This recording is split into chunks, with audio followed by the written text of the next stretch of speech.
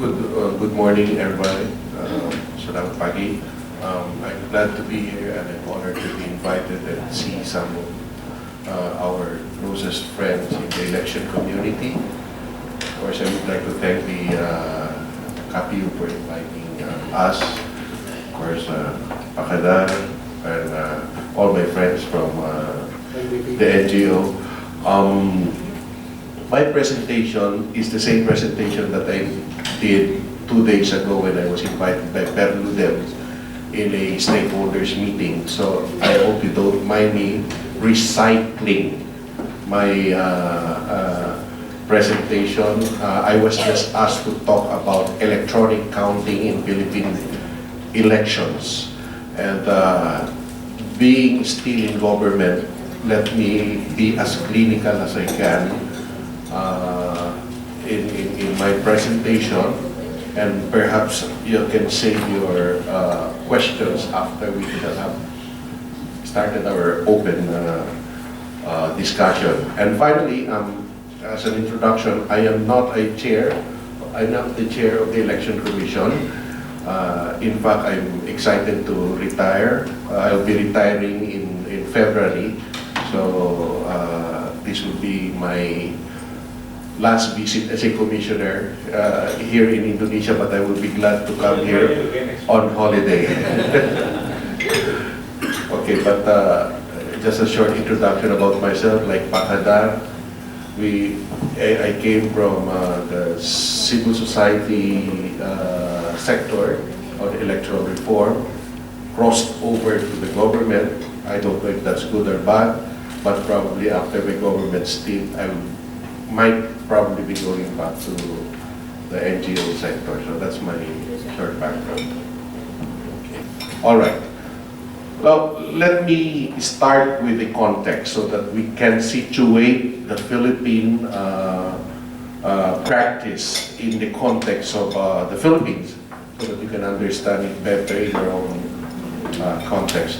Well, we have 81 provinces, we have 145 cities, 1,489 municipalities, 42,000 villages, 61.8 registered voters in country, and we have 1.8 million overseas voters. There are about 86,000 polling stations all over the country, and the ratio of polling station to voter is 1,000 voters per polling station.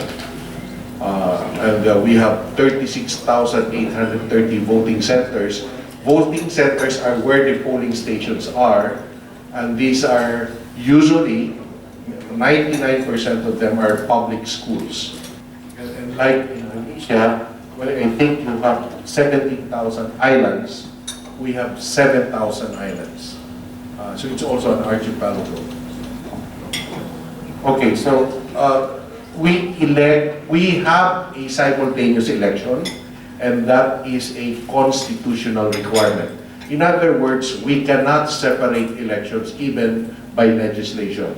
Our constitution requires our election to be held simultaneously from the president down to the smallest council in the municipalities. The village election, of course, is a separate election altogether, but this is an example of in the 2019 election, we have 3,000 positions at stake and 43,000 candidates. Okay, this is what we do. What you're planning to do is to recapitulate or tabulate election results after they shall have been hand counted. Our system is such that the counting is done at the polling station using an optical scanner.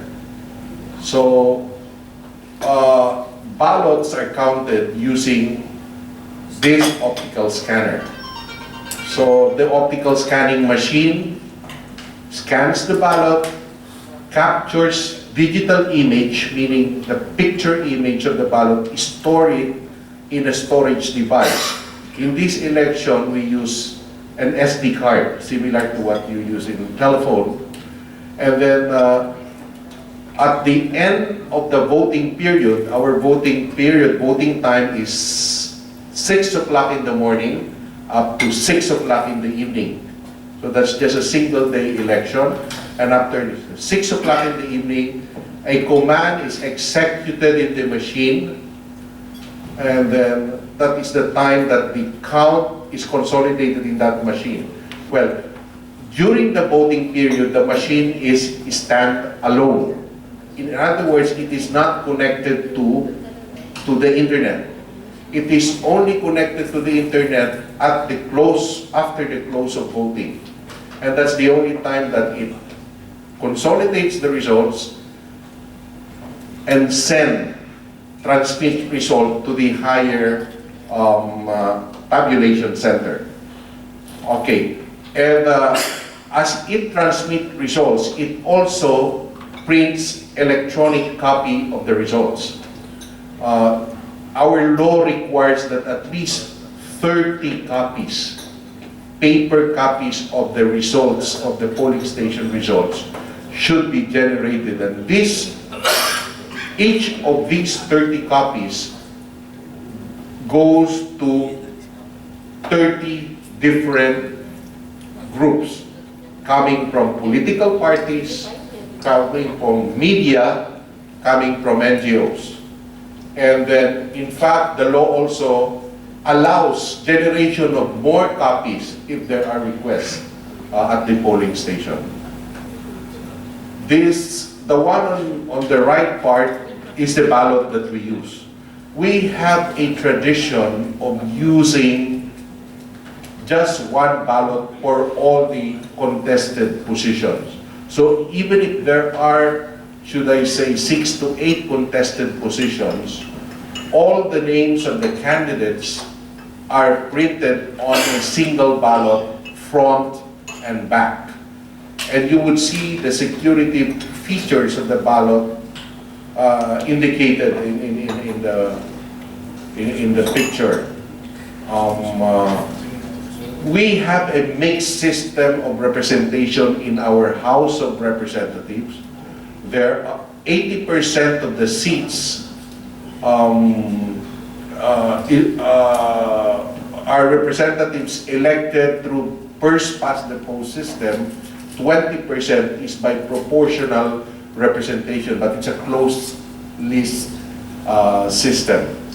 And in the proportional representation system, there are usually more than 100 parties applying to be part of those who would be elected by the voters. So we have to print each and every name of the party. And that's why it's a front and back ballot, as a requirement of law, actually. So this is how votes are electronically transmitted from the polling station to the canvassing or to the tabulation center. So we have, so we tabulate our results at 3 levels. The results that come from the polling station, we call it precinct, and your C1, we call it election returns in the Philippines. The results are transmitted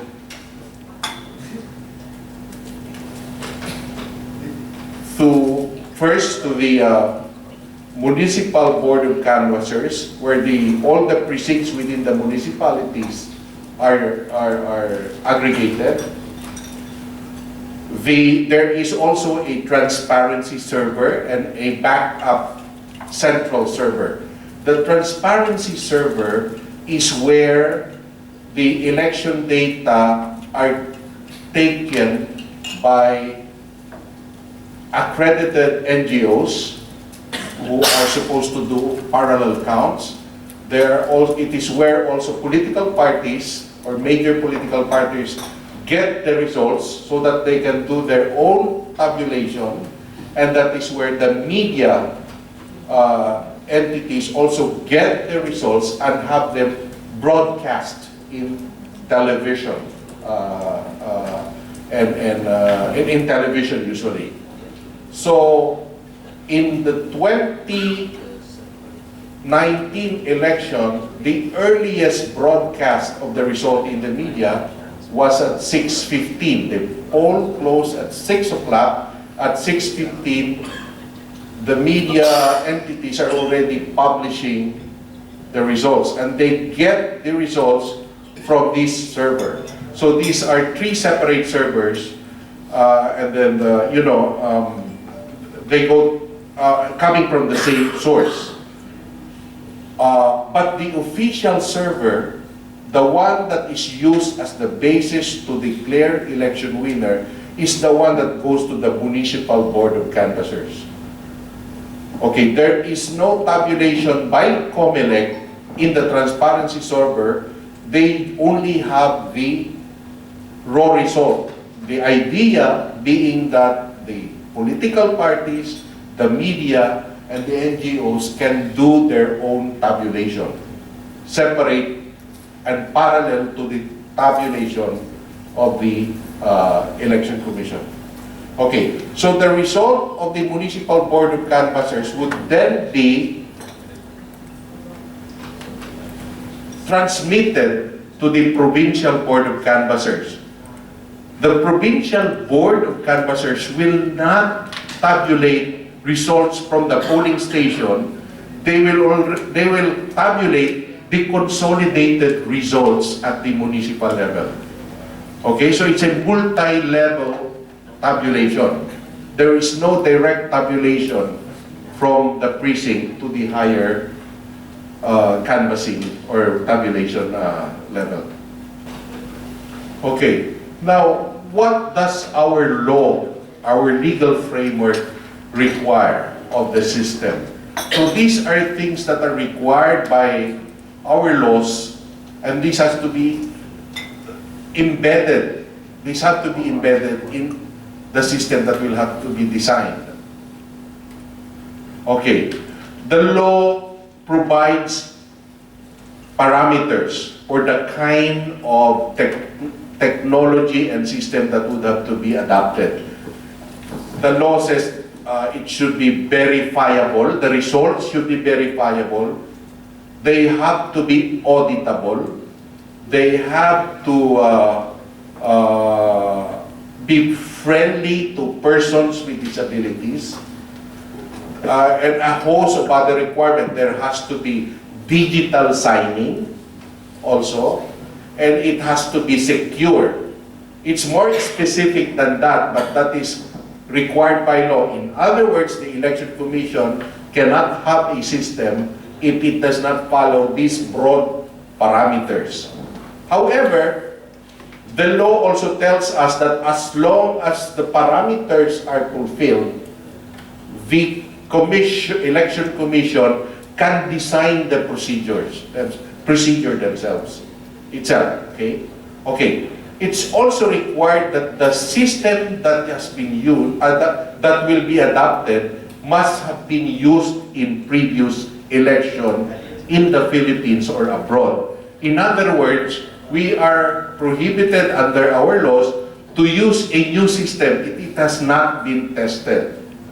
Okay, but let me tell you in advance that that is being questioned right now, especially by local technology expert, because if it's our first time to implement the system, then you effectively exclude local technology.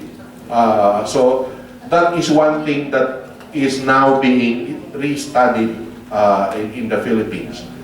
There is also an external advisory council that is composed of IT educators, external in the sense that they're not supposed to be part of the Election Commission. So IT academics, IT industry people, IT NGOs or election NGOs. The premise here is that the Election Commission may not traditionally be adept in technology and in managing big IT projects. And that is why the law deems it necessary to have an advisory council who will propose a system to the COMELEC, to the Election Commission, and for the Commission to adopt. And they're also there to continually advise the Election Commission. Okay. There is also a requirement for a third-party certification. A third-party certification as to the readiness of the technology. In other words, it is a requirement that experts should certify the system as ready to be used before it can be legally used by the Election Commission. Of course, there's a provision there which says that you can reject, the Election Commission can reject the technology, but it has to explain it. And there is another requirement that, you know, as international certification entity, must check the system, meaning certification entities that have experience in certifying election technology. That is a requirement of law. And then again, another requirement is that then there is also a requirement for the review by representatives of political parties and NGO of the source code of the technology. So that is a requirement. In other words, the code of the software application that will be used for counting and tabulation and consolidation should be made available for review by representatives of political parties. Okay? Mock elections or test elections in actual field environment is a requirement. In other words, the system will not be certified if this will not happen. It is also a requirement that the counting machines be tested at the polling station before its actual use, using not just imaginary candidates, but the actual candidates already in the ballot. And the law also requires us to print multiple paper copies of the result at each of the tabulation center. In other words, at the polling station, we should print 61 paper copy of the C1. At the municipal tabulation center, 30 copies of C1, 30 copies of canvas result, and another 30 copies of the higher canvas result. You will always have 30 paper copies. That's a requirement of law. The idea is to give everyone, each of the 30 people or groups that will receive the paper copies, the opportunity to confront the tabulation and do their own tabulation. If the tabulation will go okay. So aside from the electronic data, you would also have the paper data. There's also what we call the voter verifiable paper audit trail. So whenever a voter puts in the ballot, his or her ballot in the scanner, and after the ballot has been read by the scanner, a paper comes out for the voter to see, to verify whether the vote that the candidates he voted for are reflected in the paper. Okay, but the ballot cannot keep the paper because that's not that's dangerous. So the paper is left in a ballot box or a receptacle at the polling station. Okay, that is one way to assure the voter that his or her votes were counted. Okay, and after the election, after the count, is a process required by our law, election law, for a random manual audit of the result. So it's random because you do not do an audit, 100% audit of all the results. You select by statistical sampling from among the 86,000 precinct polling stations results. No, you get the paper ballot and then read it by visually and by hand count it, and then compare the hand-counted result with the result generated by the machines at the polling station. Okay, that is a requirement. Our law requires that we hold it in at least one polling station in our 246, in each of our 246 constituency. But what the Commission on Election did was to increase the number of samples from 246 to 715 precinct on an average of about three samples per legislative or per constituency. And then what COMELEC did on its own was to invite the Philippine Statistical Authority, which is equivalent to, which is the one that performs the census work, and an NGO to do the audit. To supervise the audit. The one that actually does the audit are public school teachers, independent of the Election Commission. So it's the Election Commission, an NGO, and the Philippine Statistics Authority that designs the audit. So that is how it is. One way of assuring that the count of, because in the tabulation you have a way to verify it because of the paper copies, but the machine, you wouldn't know how the machine read the ballots. So this is supposed to be the assurance there that the machines would have counted the ballots, the votes on the ballots correctly. And after that, there's this Joint Parliamentary Oversight Committee. So they usually meet after election and evaluate and assess the technology, and it is supposed to recommend changes in the system by legislation. Okay, now I would just go quickly on this perhaps, because I would just want to accentuate why we chose that kind of system. First, because of the synchronized nature of our election. Our legislature cannot change the way we conduct our elections. We cannot separate the presidential from local election. It has to be held simultaneously. We have a weak political party system, and personality-oriented politics prevail. Why am I emphasizing this? Because there will be party switching, and there would be more candidates regardless of party affiliation. So, election management-wise, that is not easy to do, to manage. Okay, it's basically a winner-take-all electoral system. So it's either you win or you lose. Okay, why am I pointing this out? Because in our system, if there are 5 candidates, 1 wins and 4 lose, and all those who lost will complain. In the Philippines, nobody lose election. They either win or are cheated. Okay, so and 2007 elections and earlier, our election was manual, but there were some problems, and basically the reason for jumping into using a counting machine was out of the experience that the country had in the manual election. And the effort to go automated was a 15-year preparation. The serious planning started in 1992.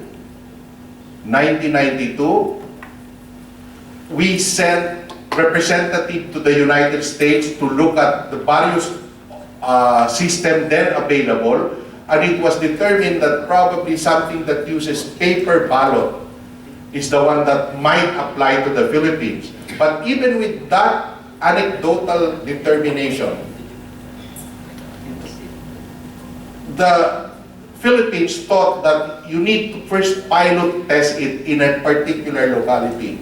So it was pilot tested in a regional election in Mindanao, the Muslim part of Mindanao. So that was in 1996.